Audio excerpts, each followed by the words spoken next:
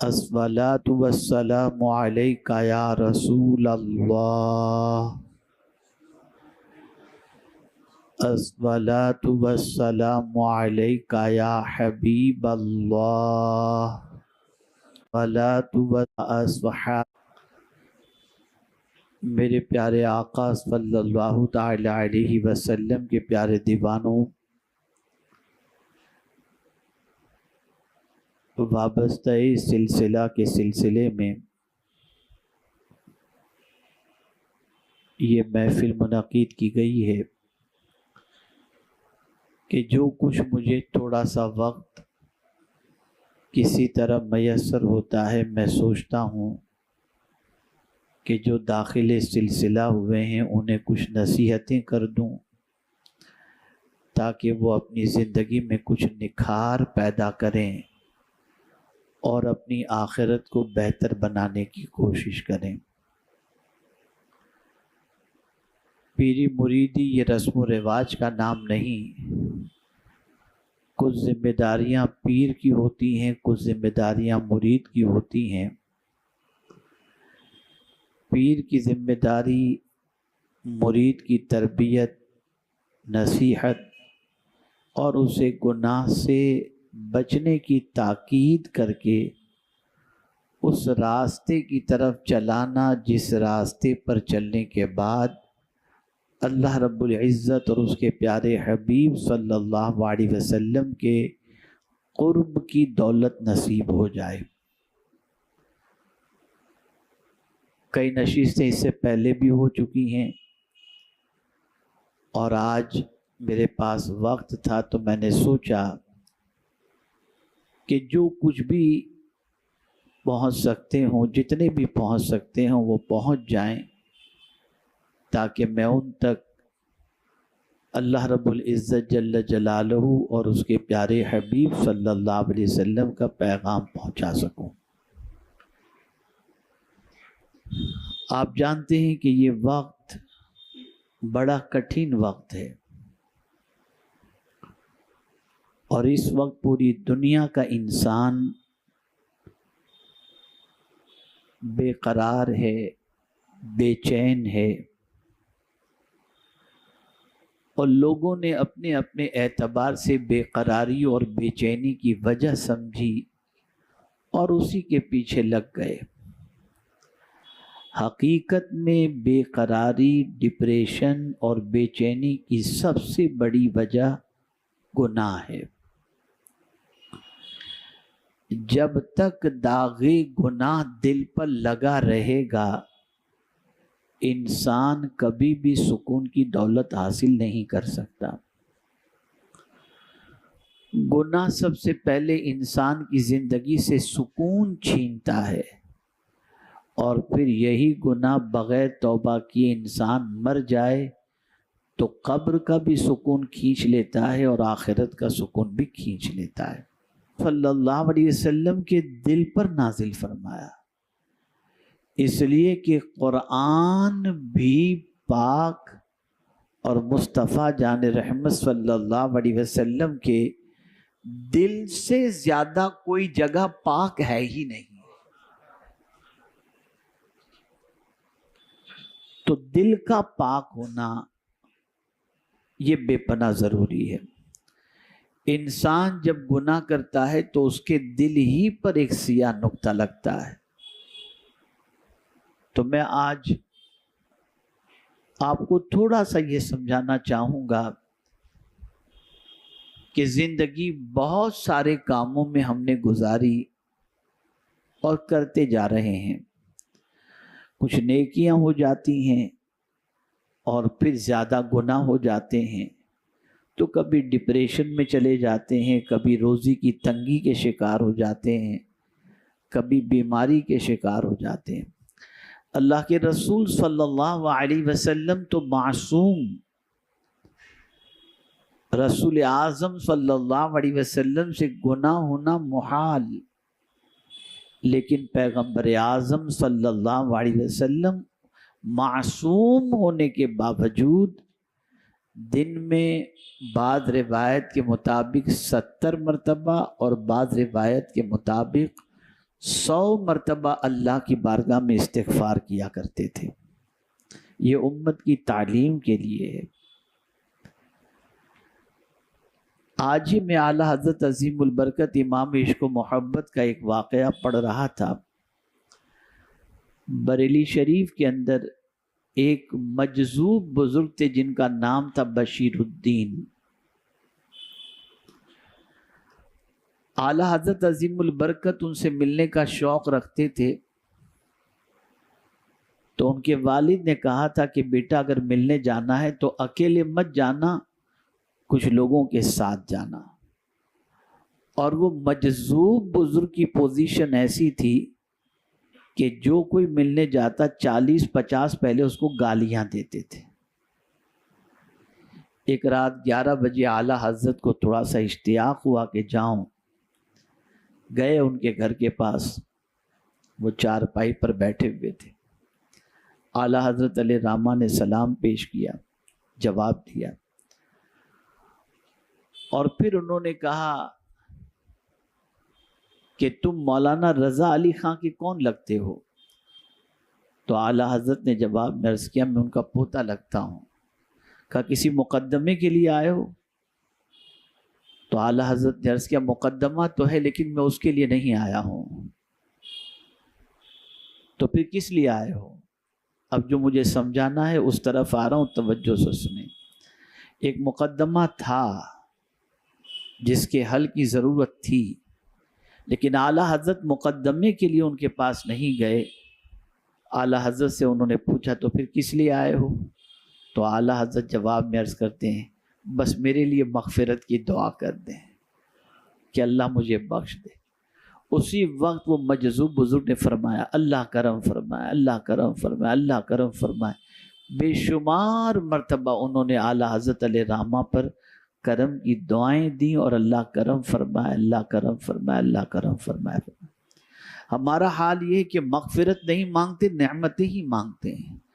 مال دے دے، بنگلہ دے دے، گاڑی دے دے، یہ سب چیزیں اپنی جگہ پر ہیں، لیکن ایک بندہ مومن کو سب سے زیادہ جس چیز کی فکر رکھنی چاہیے وہ یہ ہے کہ اللہ ہمارے گناہوں کو معاف فرما دے، اور اس کی بارگاہ میں توبہ کی کثرت، توبہ کی کثرت، معافی مانگنے کی کثرت اس کی بارگاہ میں کرتے رہنا چاہیے، زیادہ سے زیادہ۔ اے اللہ مجھے معاف فرما دے، میں توبہ کرتا ہوں، اللہ میں مغفرت چاہتا ہوں، میری بخشش فرما دے، میری مغفرت فرما دے۔ بلکہ اعلیٰ حضرت کے والد امام المتکلمین علامہ نقی علی خان علیہ الرحمت والرضوان اپنی کتاب کے اندر ایک حدیث نقل فرماتے ہیں کہ جو شخص 5 وقت کی نماز کے بعد اپنے ماں باپ کے لیے مغفرت کی دعا نہیں کرتا اس کی نماز قبول نہیں ہوتی۔ یہ ہے مغفرت۔ اب یہاں اللہ عز و جل نے مزدہ جاں فضا عطا فرمایا، اور کیا ہی پیارے انداز میں مختصر لیکن جامع کیا فرمایا؟ فَإِنَّهُ كَانَ لِلْأَوَّابِينَ غَفُورًا، بے شک وہ بکثرت توبہ کرنے والوں کو بڑا بخشنے والا ہے۔ یعنی اگر کوئی بہت توبہ کرتا ہے تو اللہ بھی بہت بخشنے والا ہے، شرط یہ ہے کہ توبہ کرے۔ یہ گال پر مار کر توبہ کرنا نہیں، شرمندگی ہو، ندامت ہو، افسوس ہو۔ جتنی زیادہ آپ توبہ کریں گے دل آپ کا صاف ہوتا چلا جائے گا۔ یہ جو آج اللہ اور اس کے رسول جل جلالہ و صلی اللہ علیہ وسلم کے فرامین کے اثرات ہمارے دل پر نہیں ہوتے، اس کی سب سے بڑی وجہ یہ کہ دل کالا ہو چکا ہے، سیاہ ہو چکا ہے۔ اس کی وجہ سے یہ باتیں ہمارے دلوں پر اثر انداز نہیں ہوتی۔ اس لیے ہمیں ہمیشہ اللہ کی بارگاہ میں توبہ کرتے رہنا چاہیے اور استغفار کرتے رہنا چاہیے۔ میرے پیارے آقا صلی اللہ علیہ وسلم کے پیارے دیوانوں، اس کی تفسیر کے اندر فرمایا گیا کہ اواب جس سے گناہ ہو جائے پھر توبہ کر لے، پھر اس سے گناہ ہو جائے پھر توبہ کر لے، پھر گناہ ہو جائے پھر توبہ کر لے، تو فرمایا گیا اللہ تعالیٰ اس توبہ کرنے والے کے گناہوں کو معاف فرما دیتا ہے۔ یعنی یہاں یہ بات ذہن میں رکھنا چاہیے، مغفرت کی امید پر گناہ نہیں کرنا چاہیے کہ میں توبہ کروں گا تو اللہ میرے گناہوں کو تو معاف فرمانے والا ہی ہے، چلو تھوڑے سے گناہ کر لو۔ ایسا کرنے والا شخص وہ اللہ کی شان غفاریت کے سلسلے میں وہ نادانی کر رہا ہے اور اس امید پر گناہ کر کے اللہ کو ناراض کر رہا ہے۔ اسی لیے حضرت حسن بصری علیہ رحمت و رضوان سے پوچھا گیا کہ حضرت یہ کون ہے؟ حضرت حسن بصری یہ تابعی ہیں، مولا علی کرم اللہ تعالی وجہہ الکریم کی آغوش میں انہوں نے پرورش پائی، بڑے جلیل القدر مفسر اور بڑے جلیل القدر تابعی اور عظیم ولایت کے مقام پر آپ فائز تھے۔ تو آپ سے پوچھا گیا کہ حضرت یہ توبہ شکنی کا سلسلہ کب تک چل سکے گا؟ یعنی بندہ ابھی گناہ کیا، پھر توبہ کیا، پھر توبہ توڑ دیا، پھر گناہ کیا، تو یہ توبہ توڑنے کا سلسلہ کب تک چلے گا؟ توبہ توڑنے کا سلسلہ آپ اور ہم سب توبہ کرتے ہیں، کبھی جمعہ کو ہم نے توبہ کر لی، کبھی روزانہ ہم نے استغفار پڑھ لیا، کبھی ہمارا حال یہ ہوتا ہے کہ بڑی راتوں کو توبہ کرتے ہیں، بڑے دن توبہ کرتے ہیں، پھر توبہ توڑ دیتے ہیں، جن گناہوں سے توبہ کی تھی پھر اس گناہ کے اندر گرفتار ہو جاتے ہیں۔ تو حضرت حسن بصری علیہ الرحمہ سے پوچھا گیا یہ توبہ شکنی کا سلسلہ کب تک؟ یعنی گناہ کرنا، توبہ کرنا، پھر توبہ توڑ دینا۔ تو حضرت حسن بصری علیہ رحمت و رضوان فرماتے ہیں، فرمایا میں اتنا ضرور جانتا ہوں کہ یہ اخلاق مومنین سے ہے کہ مومن سے گناہ سرزد ہوتا ہے تو اس کو احساس ہوتا ہے کہ مجھ سے گناہ ہوا، وہ فوراً توبہ کر لیتا ہے۔ تو اگر گناہ ہونے کے بعد احساس گناہ ہے اور اس کے بعد وہ توبہ کرتا ہے، اکڑتا نہیں ہے کہ مجھ سے گناہ ہو گیا، مایوس بھی نہیں ہوتا اللہ سے، بلکہ توبہ کر لیتا ہے، تو حضرت حسن بصری علیہ الرحمہ فرماتے ہیں یہ مومنین کے اخلاق میں سے ہے۔ یہ مومن سے گناہ ہوگا، اس کو کھٹکے گا، اس کے دل پر بوجھ رہے گا، اسے افسوس ہوگا کہ میں نے یہ کیوں کیا، اور پھر وہ توبہ کی کوشش کرے گا، توبہ کرتا ہے۔ تو یہ مومن کا اخلاق ہے۔ جو منافق ہوتا ہے وہ توبہ نہیں کرتا، وہ اکڑتا ہے، وہ اکڑتا ہے، اور کبھی کبھی یہ سدھارے اتنے گناہ ہو گئے نا اور کچھ معاذ اللہ کر ڈالیں، دیکھا جائے گا۔ اس طریقے سے یہ کون کرے گا؟ جس کے سینے کے اندر کمال ایمان موجود نہیں ہوگا۔ لیکن جو مومن ہوگا اس سے جب جب گناہ ہوگا وہ روئے گا، توبہ کرے گا، بار بار گناہ ہونے پر بھی بار بار اپنے رب کی طرف رجوع کرے گا، توبہ کرے گا۔ اگر کسی کی یہ کیفیت ہے کہ گناہ کرنے کے بعد توبہ کرتا ہے، پھر توبہ توڑ کر پھر گناہ ہو جاتا ہے، پھر توبہ کرتا ہے، تو یہ مومن کا اخلاق ہے۔ مومن اکڑتا نہیں، اللہ کی بارگاہ میں توبہ کرتا ہے۔ اب ایک عارف باللہ کے لیے جو خاص ایک عارف باللہ نے جو بات بتائی ہے وہ بڑی پیاری باتیں فرماتے ہیں کہ اس سلسلے میں 6 چیزیں ضروری ہیں۔ اب اسے آپ غور سے سنیں اور دل و دماغ میں بٹھائیں۔ ارشاد فرماتے ہیں کہ پہلی چیز، جب وہ اللہ کا دھیان کرتا ہے تو اس کی معبودیت اور ربوبیت پر نازاں ہوتا ہے۔